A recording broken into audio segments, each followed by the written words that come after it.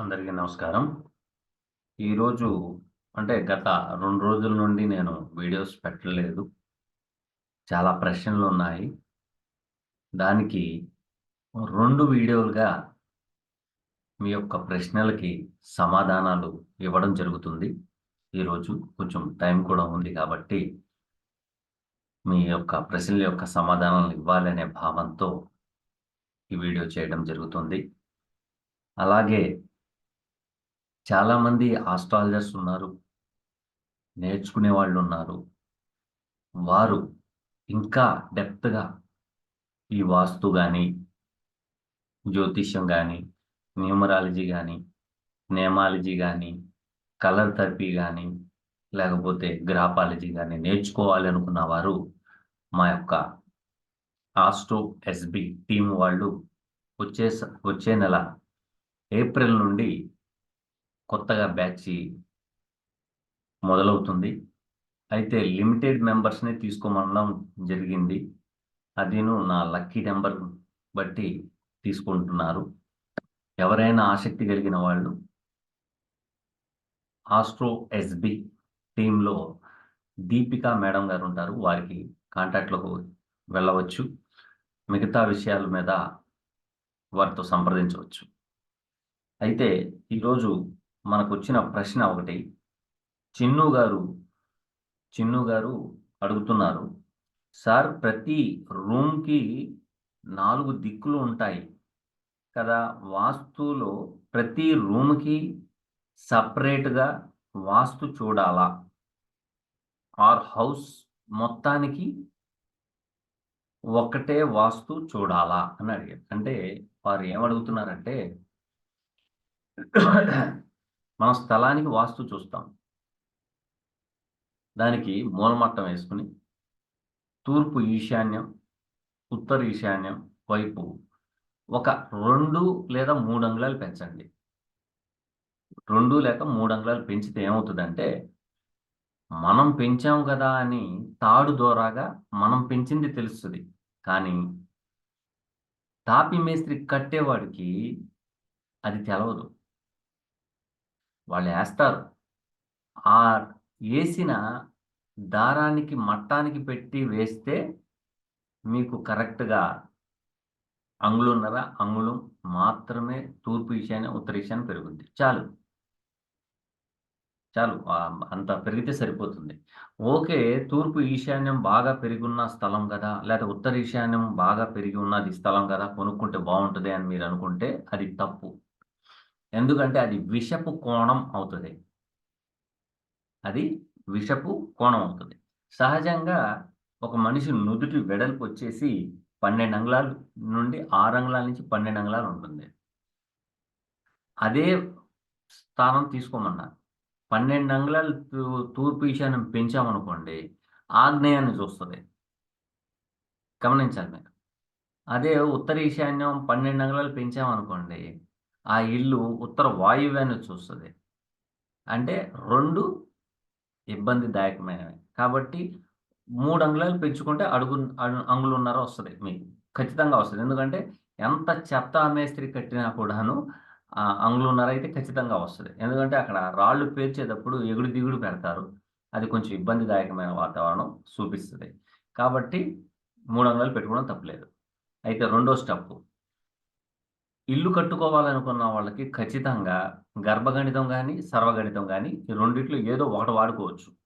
సర్వగణితం కన్నా గర్భగణితం చాలా మంచిది. సగర్భం సర్వసంపత్తే, విగర్భం సర్వనాశనం. ఎందుకంటే ఆహ్, సర్వగణితం వచ్చేటప్పటికేంటంటే దానికి కొలతలు తేడా పెడతారు. అదే గణితానికైతే తేడా పెట్టాల్సిన అవసరం ఉండదు, రాదు కూడాను. కాబట్టి ఎక్కువగా గర్భగణితం కట్టించుకోండి.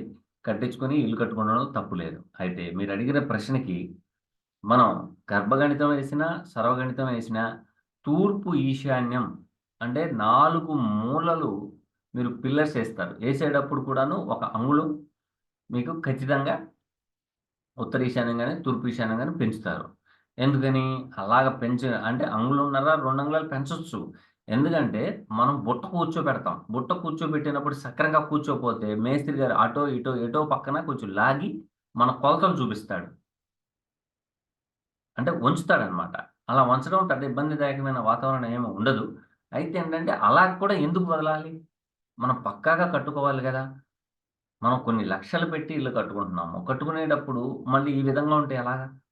అనే భావన. అంటే ఇంటి మొత్తానికి తూర్పు ఈశాన్యం, ఉత్తర ఈశాన్యం చూడాలి. ఇప్పుడు తూర్పు ఫేసింగ్ ఇంటికి తూర్పున తూర్పు ఈశాన్యంలో ఏమవుతదయ్యా అంటే మీరు హాల్ వదులుతాం. హాల్ వదిలిన తర్వాత మనం దూరతానికి ఒక కంతలేదు నా మెడకు ఒక డోలని. ఇంట్లో యజమాని గాని, యజమానురాలు గాని ఈళ్ళిద్దరూ ఎవరో ఒకళ్ళు ఫాల్సీ స్టేటస్ పర్సన్ ఉంటారు. భార్య గాని, భర్త గాని. ఇద్దరిలో ఫాల్సీ స్టేటస్. అంటే ఎదుటి వాళ్ళు కాల్చుకున్నారు గదా! మనం కూడా కాల్చుకుందాం అనే రకం అన్నమాట. భర్త గాని, భార్య గాని ఇద్దరిలో ఎవరో ఒకళ్ళు ఉంటారు. ఖచ్చితంగా ఉంటారు. ఉండకుండా ఉండరు. ఎందుకంటే భగవంతుడు ఒకటి సంపాదన అయితే ఒకళ్ళు వ్యయం చేసేవాళ్ళు ఉంటారు. సో వాళ్ళేంటి పెద్ద పెద్ద సోఫాలు పెట్టేస్తారు. పెద్ద పెద్ద సోఫాలు పెడతారు. సోఫా పెట్టడంలో తప్పు లేదు. కానీ తూర్పు గోడకు గాని, ఉత్తర గోడకు గాని ఆనకూడదు. నంబర్ 1. నంబర్ 2 ఆ గోడ అది మీరు పెట్టే ఏ వస్తువైనా సరే మూవబుల్ ఉండాలా. స్టాటిక్ ఉండకూడదు. స్టాటిక్ ఉండకూడదు. కాబట్టి కదిలేయి పెట్టుకోవచ్చు. అయితే వాటిపైన, వాటిపైన విరుద్ధమైన కలర్స్ ఉన్న ఫోమ్ ఉంటది.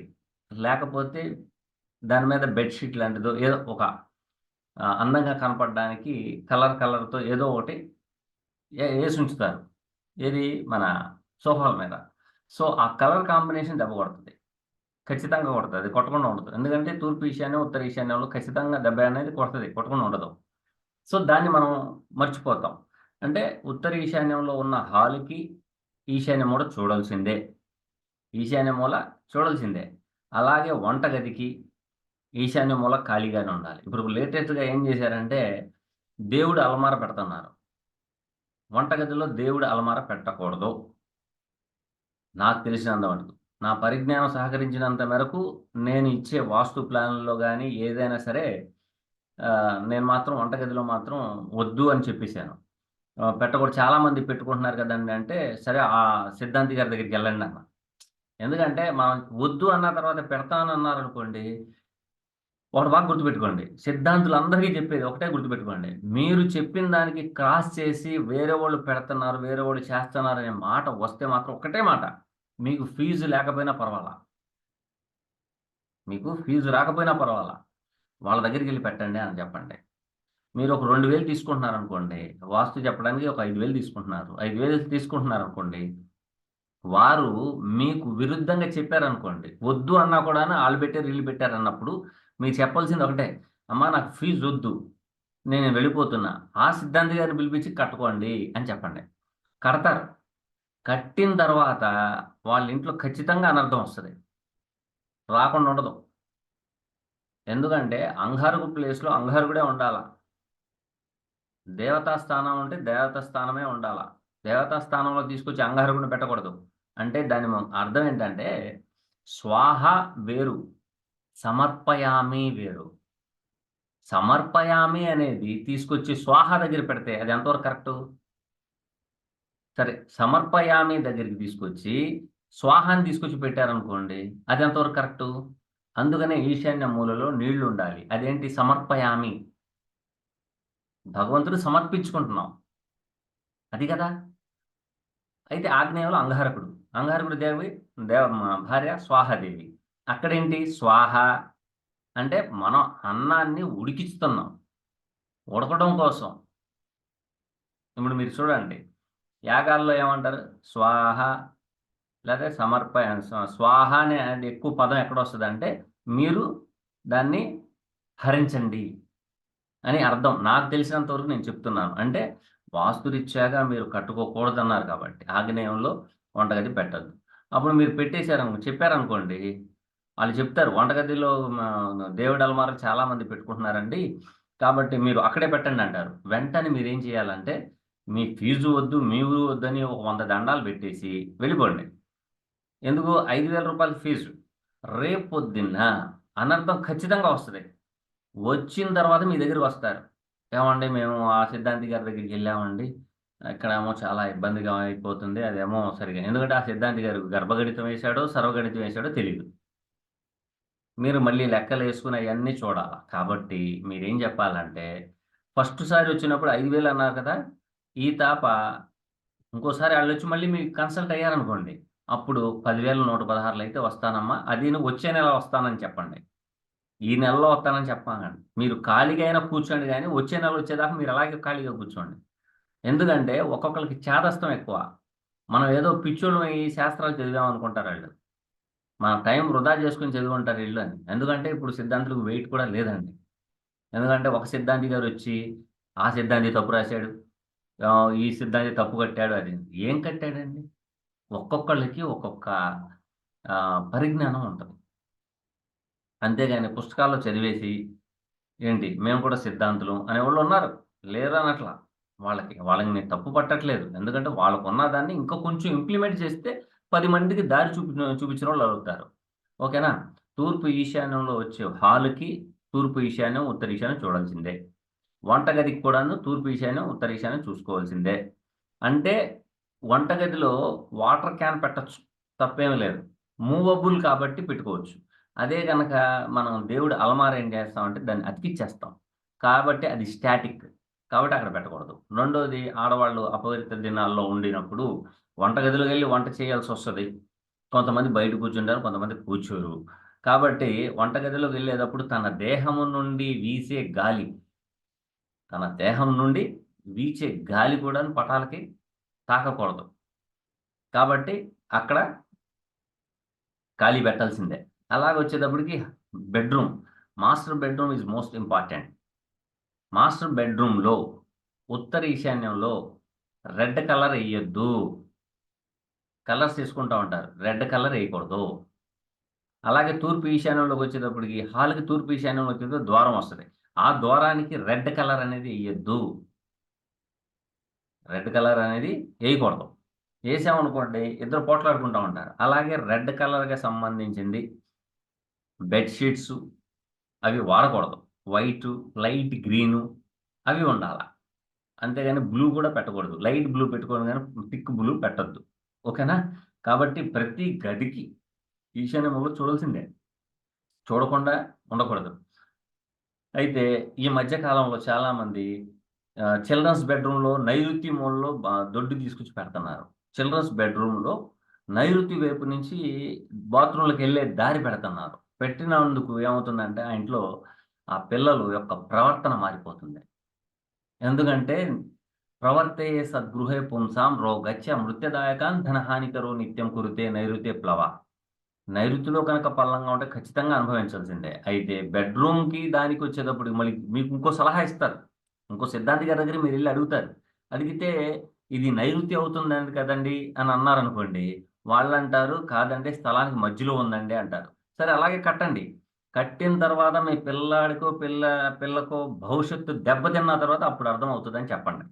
అంతే మీరు కంగారు పడాల్సిన అవసరం లేదు. కర్మానుసారిణే బుద్ధిహిం. కర్మఫలం అనుభవించాల్సిందే. సో, నైరుతి వైపుకు రాకుండా చూసుకోండి. ఆగ్నేయ మూలలో దారి పెడుతున్నారు. ఆగ్నేయ మూలలో దారి పెట్టడం వలన మంచిదే. ఎందుకంటే, మనం మన కోసం బతకట్లేదండి. పక్కనోడి కోసం బతుకుతున్నాం. ఎప్పుడైతే పక్కనోడి కోసం బతుకుతామో మన బతుకంతా చిందరబందరగా అయిపోద్ది. పిల్లాడు లెగిసి ఎటువైపు నడపాలండి? ఉదయాన్నే లేసినెమ్మటనే ఇంద్రస్థానాన్ని చూడాలి. లెగిసినెమ్మటనే దక్షిణాన్ని చూస్తాడు. దక్షిణాన్ని చూసి దక్షిణ ఆగ్నేయం నుంచి వస్తాడు. అంగారకుడు బలం ఎక్కువగా. చిటపటలాడిపోడు. ఉద్యోగం రాకపోయినా, చదవకపోయినా ఏదైనా సరే ఇబ్బందే గదా!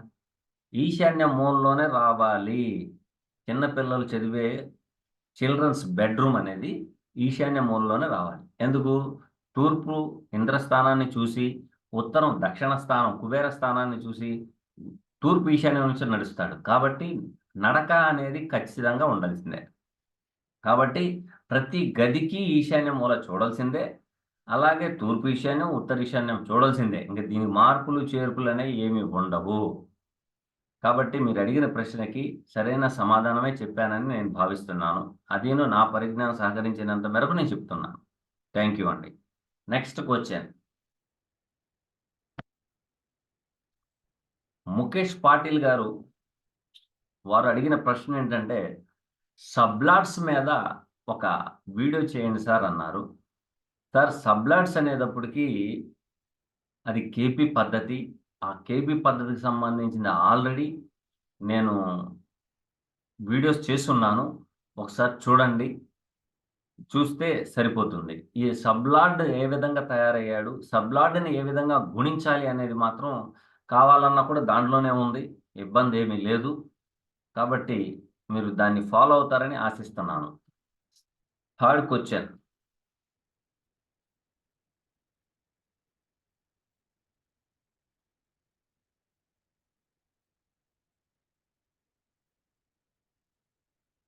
సతీష్ గారు అడుగుతున్నారు. ప్రశ్న ఏంటంటే, నమస్కారం గురువుగారు. ఒక జాతకుడు మన దగ్గరికి వచ్చినప్పుడు అతడడిగిన ఆ! అతడు వచ్చినప్పుడు అతడి మనసులో ఏమి అడుగుతాడు అని మనం అతని జాతకం చూసి ఎలా చెప్పవచ్చు? అండ్ అతని మనసులో ఏముంది అని ఎలా తెలుసుకోవచ్చు? ప్లీజ్ చెప్పండి అన్నారు. అంటే ఒక వ్యక్తి మీ దగ్గరకు వచ్చినప్పుడు వారి యొక్క మనసులో వారి యొక్క మనసులో ఏ భావన ఉంది? డబ్బుల కోసం వచ్చాడా? ఉద్యోగం కోసం వచ్చాడా? వివాహం కోసం వచ్చాడా? హ్మ్. లేకపోతే ఏమన్నా ప్రాపర్టీ కొందామని వచ్చాడా? లేదా ప్రాపర్టీ అమ్ముదామని వచ్చాడా? అనే విషయాన్ని మనం ఎలాగ తెలుసుకుంటాము అని అన్నారు. సతీష్ గారు బాగా గుర్తుపెట్టుకోండి. వ్యక్తి రాగానే మీ దగ్గర డిజిటల్ వాచ్ ఉండాలా. బాగా గుర్తుపెట్టుకోండి. Digital watch. డిజిటల్ వాచ్ ఉంటే వ్యక్తి ఎప్పుడైతే మీ ఆవరణలో అడుగు పెడతాడో మీరు వాచ్ ఎంక చూడండి. చూసి అది ఎన్ని గంటలు, ఎన్ని నిమిషాలు, ఎన్ని సెకన్లు ఉన్నదో మీకు తెలుస్తది. పెట్టుకోండి. పెట్టుకున్నామంటే ఆయన వస్తాడు, కూర్చుంటాడు. మాట్లాడే లోపు మీరేం చేయాలంటే నెమ్మదిగా ప్రశ్నా జ్యోతిష్యం వేయాలి. ప్రశ్నా జ్యోతిష్యం వేసినప్పుడు ఫస్ట్ మీరు ఆలోచించాల్సిందేంటంటే, చంద్రుడు 3 రాశులుంటాయి. స్థిర, చర, ద్వి. స్థిర, చర, ద్వి అని 3 రాశులుంటాయి. స్థిర రాశిలో వస్తే ఫస్ట్ మీ మీద నమ్మకంతో వచ్చినట్టు. అది మీరు గుర్తుపెట్టుకోండి. స్థిర రాశిలో ఉంటే స్థిర బుద్ధితో మీరు తనకి దారి చూపిస్తారని వచ్చినట్టు. ఓకేనా? రెండవ ప్రశ్న. 7వ భావం చూడండి. 7వ భావం ఎందుకంటే వివాహం గురించి. అయితే వివాహం అయినోడా, కానోడా అనేది 2 విధాలుగా తెలుస్తది. ఒకటి ఆయన వయసును బట్టి మనం బేరేజ్ చేసుకొని చెప్పుకోవచ్చు. 7వ భావం బాగోలేదనుకోండి, దాని గురించి వచ్చినట్టు. రెండవ భావం బాగోలేదనుకోండి, దాని గురించి వచ్చినట్టు. 5వ భావం బాగోలేదనుకోండి, అంటే బాగోకపోవడం అంటే నైసర్గిక పాపగ్రహాల దృష్టి పడినా, నైసర్గిక పాపగ్రహాలు అక్కడ ఉండినా, ఇవి 2 తప్పే కదా! సో, 7లో ఉందనుకోండి, వివాహం ఆలస్యం అయ్యి ఉంటుంది. వివాహం కోసం వచ్చాడు అనుకోవచ్చు. సో, చంద్రుడు ఏ భావంలో కూర్చొనున్నాడో చూడండి. ఆ భావానికి సంబంధించినవి కూడా బేరేజ్ వేయండి. 4వ భావంలో కూర్చున్నాడు. 4వ భావం అంటే ఇప్పుడు ఏంటి? వాహనం గురించి గాని, స్థలం గురించి గాని, ఇల్లు కట్టుకోవడం గురించి గాని, ఇది మనం చెప్పుకోవచ్చు. సప్తమ భావం అంటే ఒకటి వివాహం. వివాహం అంటే వయసు తెలిసిపోతుంది. 60 సంవత్సరాల ఆయన మీ దగ్గరికొచ్చాడంటే వివాహం గురించి రాడుగా. 30 ఇయర్స్ లోపున్నవాడు రావచ్చు. 35 ఇయర్స్ లోపున్నవాడు కూడా రావచ్చు. అయితే ఇక్కడ ఇంకో లాజిక్ ఉంది. ఇంకో లాజిక్ కూడా మనం వాడుకోవచ్చు. వివాహం గురించి వచ్చినోడికి భార్య ఉండదు. కానీ భార్య పిల్లలతో వచ్చాడనుకోండి, వివాహం అయినట్టేగా. అప్పుడు మనం స్థలం గురించి గాని, పొలం గురించి గాని, ఇల్లు గురించి గాని, లేకపోతే వాహనం గురించి గాని చూసుకోవచ్చు. ఈ విధంగా మనం బేరేజ్ చేయొచ్చు. స్థిర బుద్ధితో ఉంటే. ఇక చర బుద్ధితో ఉంటే చెప్పక్కర్లేదు. ఆయన మీ మీద అనుమానంతో వస్తాడు.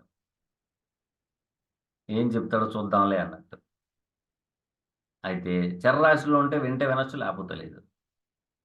మనకు నచ్చితే చేద్దామయ్యా, లేకపోతే వదిలేద్దాం అనుకునే రకం. ఓకేనా? సో, చంద్రుడు ఏ రాశిలో ఉంటారో ఆ రాశ్యాధిపతి మీకు ఇండికేట్ చేస్తాడు.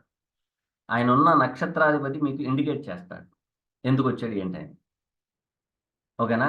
అలాగే మీరు వేసిన ప్రశ్న లగ్నానికి బాగా చెప్పేది వినండి. మీరు వేసిన ప్రశ్న లగ్నానికి అష్టమంలో బుధుడున్నాడు అంటే మీ దగ్గర డబ్బులు తీసుకెళ్ళటానికి వచ్చాడు అనేది గుర్తుపెట్టుకోండి. అంటే ఆయన ఒక ప్రాపర్టీ, లేకపోతే ఏదైనా వస్తువు, ఏదైనా రిప్రజెంటివ్ అయ్యాడనుకోండి. అష్టమ భావంలో బుధుడుంటే మీరు ఖచ్చితంగా మీరు చెప్పేది ఆయన వినడం. ఆయన కథ మీకు ఇనిపిస్తాడు. ఇనిపించి మీ దగ్గర ఉన్న డబ్బులు తీసుకెళ్తాడు. ఎందుకంటే ఆయన దృష్టి మీ శాస్త్రం మీద ఉండదు. మీ ల్యాప్‌టాప్ మీద ఉండదు. మీరు చెప్పేదాని మీద ఉండదు. ఖచ్చితంగా ఆయన మీ జేబెంకే చూస్తా ఉంటాడు. జేబులో డబ్బులున్నాయా లేవా అని. లేతే ఎక్కడి నుంచో ఒకటి తీసుకొచ్చి ఇత్తాడులే అని ఆయన ఉపోద్ఘాతం అంతా చెప్పి, మీ దగ్గర నుంచి కనీసం ఒక రూ. 100 తీసుకుపోతాడు. సో, కాబట్టి ఈ విధంగా కూడా మనం చాలా జాగ్రత్తగా చూసుకోవచ్చు. ఇబ్బందేమీ లేదు. అయితేంటా అంటే ఏ భావం వీక్ అవుతదో ఆ భావం గురించి ఆయన వస్తాడు. వచ్చి అడుగుతాడు. ఓకేనా? Thank you sir. Next question.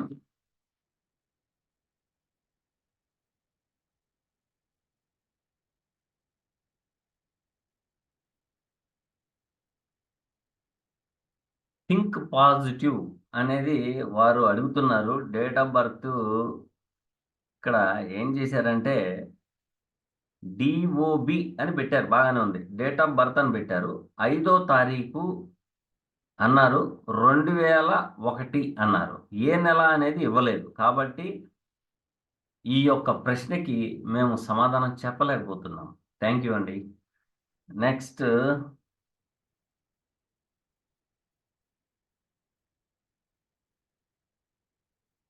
గురువుగారు మీరు రాహు అంటే వీరెవరు అడుగుతున్నారంటే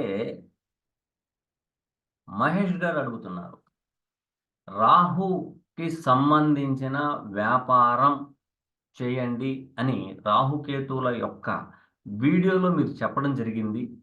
రాహుకి తగ్గట్టుగా రాహు యాక్టివేషన్ కోసం మనం ఏ వ్యాపారం చేస్తే రాహుకి సంబంధించిన వ్యాపారం ఏంటి?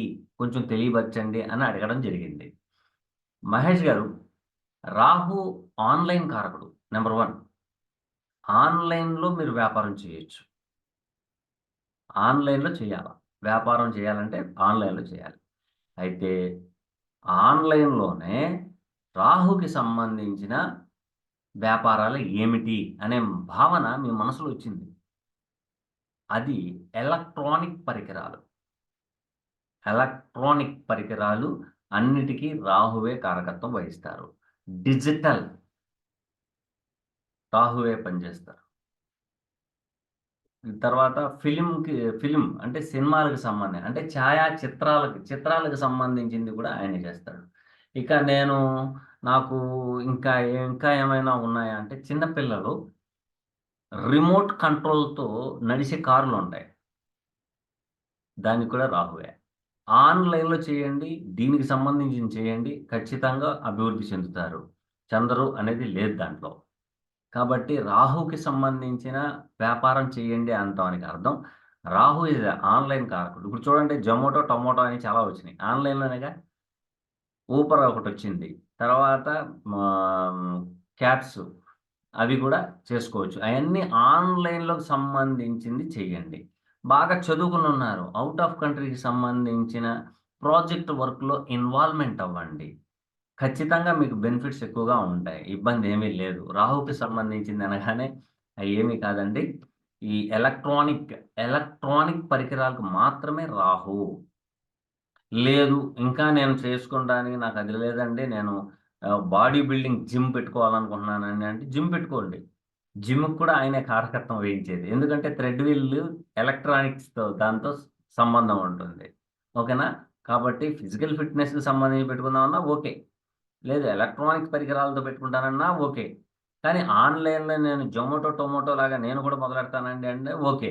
లేదు ఆన్‌లైన్‌లో మీరు ఇదేంటంటే వాహనాలు ఏది క్యాబ్స్. క్యాబ్ పెట్టుకుంటానన్నా ఓకే. కానీ క్యాబ్ పెట్టుకోవాలంటే మూడో భావాధిపతి రావాల్సిందే. నెంబర్ 1. రెండోది ఈ ఫుడ్ ఐటెమ్‌తో పెట్టుకుంటాను అన్నారనుకోండి. ఇప్పుడు స్విగ్గీలున్నాయి. స్విగ్గీలో కూడాను ఫుడ్ ఐటెమ్స్ పంపిస్తారు. ఫుడ్ ఐటెమ్ రావాలంటే 49 రావాలా. 4 రావాల్సిందే. 4 వస్తేనే ఫుడ్ ఐటెమ్ వస్తది. లేకపోతే రాదు.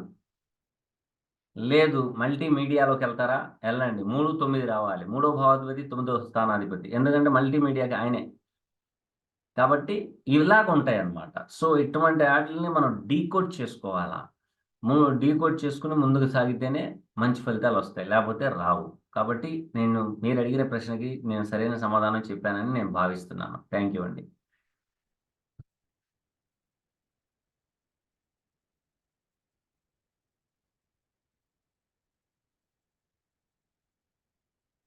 గోపి గారు అడుగుతున్నారు. వారు గురువుగారు గోపికృష్ణను డీఓబీ నైటు జంగారెడ్డిగూడెం నాకు ఆర్థికంగా ఇబ్బందులున్నాయి. ఎప్పుడు బాగుపడతాను? ఎప్పుడొస్తుంది ఆర్థికంగా ఎప్పుడు నిలదొక్కుకుంటాననేది అడిగారు. 2 ఇయర్స్ నుంచట. ఒక్క నిమిషం మీరు అలా ఉంటే, నేను ఒకసారి మామూలుగా వారి యొక్క ప్రశ్నకి నేను జవాబు చెప్పడానికి అవకాశం ఉంటుంది. 2 నిమిషాలు వెయిట్ చేయండి. 26 నవంబర్ 1979.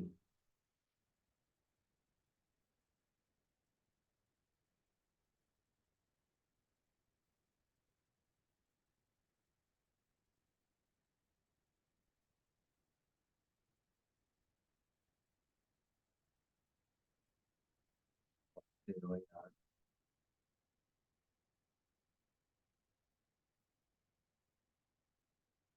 26 నవంబర్ 1977. 77.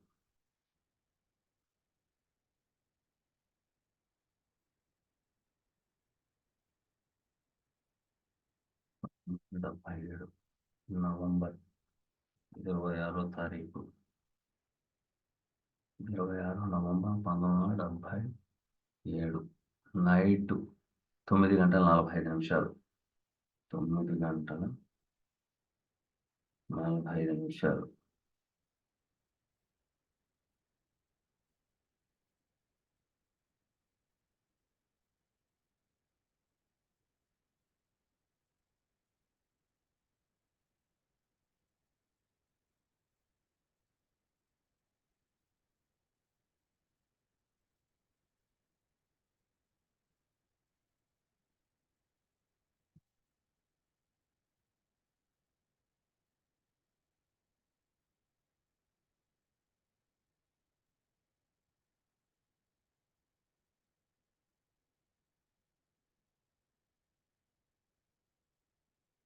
గోపికృష్ణ గారు, మీరు అడిగిన ప్రశ్న కొంచెం ఫైనాన్స్‌కి సంబంధించింది అనేది తెలుస్తోంది.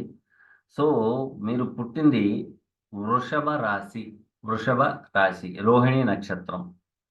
తర్వాత లగ్నం వచ్చేసి కర్కాటక లగ్నం. లగ్నంలో పంచమాధిపతి, దశమాధిపతి అయిన కుజుడున్నారు. అక్కడ నీచబడి ఉన్నారు. దానికి యోగకారకుడే. ఇబ్బందేం లేదు. నీచబడిపోయిందంటే మన బతుకు ఇలా అయిపోయిందేంటి అనుకుంటున్నారేమో. కాదు. శని మహాదశ 2020లో మొదలైంది. అయితే మీకు 26/1/2018 నుంచి బాగోలేదు. ఎందుకని? కారణం ఏంటి? అని చూస్తే 26/1/2018లో శనేశ్వరుడు 6వ భావాన్ని సంబంధం పెట్టుకున్నారు. దాంట్లో బుధుడితో సంబంధం పెట్టుకున్నారు. బుధుడెవరు? రాతకోతలకి సంబంధించింది. మీరు ఫైనాన్స్ ఎవరికైనా అప్పిస్తే మాత్రం ఇరుక్కుపోవడం తప్పదు. ఖచ్చితంగా ఇరుక్కుపోతారు. అది మిత్రుల మూలంగా గానీ, తమ్ముడు మూలంగా గానీ, చెల్లెల మూలంగా గానీ, నైబర్స్ మూలంగా గానీ, సోషల్ సర్కిల్‌లో గానీ. లగ్నం నుండి చూస్తే అలా అనిపిస్తోంది. లగ్నం నుండి షష్టాధిపత్యం వస్తున్నది. 6, 8 అధిపతి. అయితే రాశ్యాత్తు ఏమన్నా బలంగా ఉందా? అనే ప్రశ్న ఒకటొచ్చింది మనసులో. అయితే రాశ్యాత్తు చూసుకున్నా కూడాను ఆయన బాధకుడు అయ్యి అష్టమ స్థానంలో సంచారం చేయడం సరైంది కాదు. కాబట్టి మీరు రాబోయే కాలంలో ఖచ్చితంగా ఉన్నత స్థానానికెళ్ళే యోగాలైతే ఉన్నాయి. ఇబ్బందిదాయకమైన వాతావరణం ఏమీ సూచించట్లేదు. కాబట్టి మీరు దైవ ఆరాధన చేయండి. దైవ ఆరాధన చేయండి. రెండోదేంటంటే రాహుకేతువుల మధ్యలో 1, 2, 3, 4 గ్రహాలు పడిపోయినాయి. సో త్రిషడ భావంలో రాహు ఉండడం, రాహు యొక్క కారకత్వాలకు సంబంధించిన పనులు మీరు చేసుకుంటే చక్కగా అభివృద్ధి చెందుతారు. Number 1 point. నంబర్ 2 ఆన్‌లైన్‌లో చేయండి. ఆన్‌లైన్‌లో చేయండి. అంటే రాహు 3వ స్థానంలో ఉన్నాడు. బలంగా ఉన్నాడు. తన మిత్రక్షేత్రంలో బలంగా ఉన్నాడు. అట్ ద సేమ్ టైమ్ ఆ లగ్నానికి కేతు కోఆర్డినేటర్. కోఆర్డినేటర్ అయిన కేతువు ఆ లగ్నానికి 9వ స్థానంలో ఉన్నారు. కాబట్టి మీరు రాహుకేతుల యొక్క పూజ చేయించుకోండి శ్రీకాళహస్తిలో. అలాగే నుదుటిన నాగసింధూరం పెట్టుకోండి. అయితే 9వ స్థానంలో ఉన్న కేతు మీకేం చెప్తున్నారు? కేతు కూడా చెప్పాలిగా. రాహు ఆన్‌లైన్ చెప్పాడు. కేతు కూడా చెప్పాలిగా. ఆధ్యాత్మిక సంబంధించినవి, ఆధ్యాత్మికత సంబంధించిన పుస్తకాలు ఏమైనా ఉంటే చదువుతూ ఉండండి. లేకపోతే మీరు జ్యోతిష్య శాస్త్రానికి సంబంధించిన పుస్తకాలు ఏమైనా ఉంటే మీరు జ్యోతిష్యులు అవ్వండి అని నేను చెప్పట్లా. అది ఖచ్చితంగా చేసిద్ది. చేసే యోగం అయితే ఉంది దాంట్లో. దాంట్లో ములాజే లేదు. దైవ ఆరాధన చేయండి. దైవ చింతనతో ఉండండి. ఎక్కువగా ఉంటే మీకు మంచి ఫలితాలు ఇస్తది. దాంట్లో రేవతి నక్షత్రం. Ketu in the place of Revati నక్షత్రం. ఔట్ ఆఫ్ కంట్రీకి సంబంధించింది. తర్వాత ఆన్‌లైన్‌కి సంబంధించిన వృత్తి, వ్యాపారాల్లో ఇన్వాల్వ్‌మెంట్ ఉంటే మీకు ఖచ్చితంగా బెనిఫిట్స్ సూచించే అవకాశాలు ఎక్కువగా ఉన్నాయి కాబట్టి, మీరడిగిన ప్రశ్నకి నేనిచ్చిన సమాధానం సరిపోతుందనుకుంటున్నాను. ఇంకోటేంటంటే, రాబోయే కాలంలో ఖచ్చితంగా మీకు యోగాలైతే ఉన్నాయి. ఇబ్బందిదాయకమైన యోగాలైతే లేవు. అయితే ఏంటయ్యా అంటే, పోయిన సంవత్సరం 17/1/2023 కాడ నుండి ఉద్యోగరీత్యా, లేక వ్యాపార రీత్యా, లేకపోతే స్థల మార్పిడి, స్థలం మారడం జరుగుతుంది. మీరు మీరు పుట్టిన స్థలంలో, పుట్టిన ఊర్లో కంటే వేరే ఊర్లో మీరు కాపురం పెట్టడం వలన మంచి ఫలితాలొచ్చే ఛాన్సెస్ ఎక్కువగా సూచిస్తున్నాయి. ఎందుకంటే, 4వ భావం వచ్చేటప్పటికి స్వక్షేత్రం అవుతుంది. ఆ 4వ భావానికి నెగేషన్ అనేది రాహు. రాహు ఖచ్చితంగా పుట్టిన ఊరు, పుట్టిన స్థలము, పుట్టిన బంధువుల దగ్గర నుండి దూరంగా వెళితేనే మీకు బెనిఫిట్స్ ఇస్తాడనేది నా యొక్క సూచన. కాబట్టి ప్రతి ఒక్కళ్ళకి మీరడిగిన ప్రశ్నలకి తగు సమాధానం నా పరిజ్ఞానం సహకరించినంత మేరకు మీకు సలహాలు, సూచనలు ఇవ్వడం జరిగింది. ఒకవేళ నేను చెప్పిన వాటిల్లో పొరపాటుగా తప్పు ఏమన్నా ఉంటే అది నా పరిజ్ఞాన లోపమే గాని, ఆ జ్యోతిష శాస్త్రానికి మాత్రం ఎటువంటి సంబంధం లేదని సవినయంగా మీకు తెలియపరుచుకుంటున్నాను. Thank you.